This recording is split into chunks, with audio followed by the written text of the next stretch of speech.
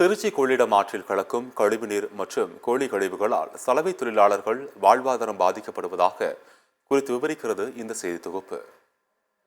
திருச்சி மாநகர் ஸ்ரீரங்கம் சட்டமன்ற தொகுதிக்குட்பட்ட கொள்ளிடம் கரையோரத்தில் அழகிரிபுரத்தில் 150க்கும் மேற்பட்ட குடும்பங்கள் வசித்து வருகின்றனர். அதில் பெரும்பாலானோர் சலவை தொழிலை செய்து வருகின்றனர். அருகில் இருக்கும் கொள்ளிடம் ஆற்றில் துணிகளை துவைத்து சலவை தொழில் செய்யும் வேலையில் ஈடுபட்டு வருகிறார்கள். இந்த நிலையில் ஸ்ரீரங்கம் பகுதியில் இருந்து வரும் கழிவுநீர் அழகிரிபுரம் பகுதி அருகே ராட்சத குழாய் மூலம் கொள்ளிடம் ஆற்றில் 2 இடங்களில் கலக்கிறது. இதனால் சலவை தொழிலில் ஈடுபடுபவர்கள் இந்த ஆற்றில் துணி துவைப்பதால் கடுமையாக பாதிக்கப்பட்டு உள்ளனர். பரம்பரையாக இந்த சலவை தொழிலை செய்து வருகிறோம். இந்த கழிவுநீர் கலப்பால் கடந்த 23 ஆண்டுகளாக போராட்ட வாழ்க்கை வாழ்ந்து வருவதாக வேதனை தெரிவித்துள்ளார் சலவை தொழிலாளி கணேசன். குறிப்பிட்ட காலம் வரைக்கும் ஒரு 23 வருஷத்துக்கு முன்னாடி இந்த பிரச்சனையே இந்த ஏரியாவில் கிடையாது. அதுக்கப்புறம் பார்த்திங்கன்னா 2021 இருந்து முன்றைய ஆட்சி காலத்தில் இருந்து இந்த சாக்கடை தண்ணி இதில் கலந்துக்கிட்டே தான் இருக்குது. அப்போ என்னென்னா வெள்ளம் வர பகுதியில் மேடாயிரும் மேற்கொண்டு போயிட்டு இருந்துச்சு.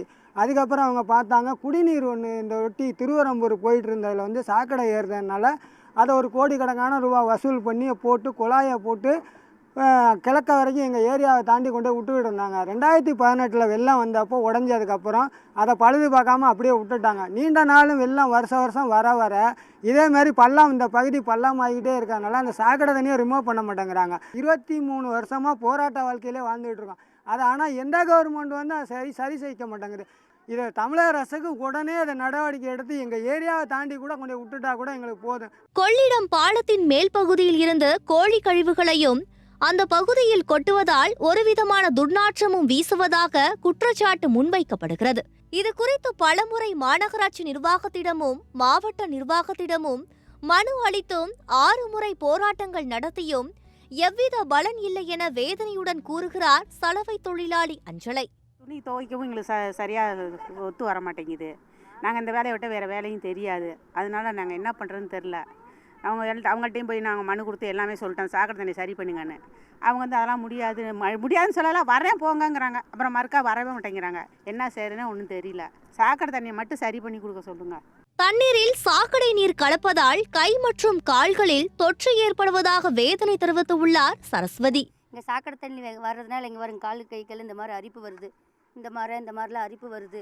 இங்கே நின்று சலவை தொழிலில் ஒரு 500 குடும்பம் இருக்கோம், செஞ்சிட்ருக்கோம். அந்த குழந்தை குட்டிக்கு இருக்குது. முந்தா நேற்று என் பிள்ளை விளையாண்டுட்டு போனால் காய்ச்சல் ஆஸ்பத்திரிக்கு போய் இப்போ நேற்று ஆஸ்பத்திரிக்கு கூட்டு போய் ஊசி போட்டு கொண்டு வச்சுருக்கேன். குழந்தை குட்டிங்க நிறையா இருக்குது. மேயர் சார் அங்கே வந்துட்டு அவர் பாட்டுக்கு போயிட்டார். இங்கே எதுவும் பார்க்கல. 500 குடும்பத்துக்கு மேலே இங்கே நாங்கள் வேலை செஞ்சுட்ருக்கோம். பார்த்து கவர்மெண்ட்டு இந்த முதலமைச்சருக்கு இந்த நியூஸ் போய் ஒரு ஸ்டெப் எடுக்க சொல்லுங்கள். துணிகளை வெளுக்கும் சலவை தொழிலாளர்களின் வாழ்வை வெளுக்க வைக்க அரசும் மாநகராட்சி நிர்வாகமும் முன்வர வேண்டும் என்பதுதான் சலவை தொழிலாளிகளின் எதிர்பார்ப்பாக உள்ளது.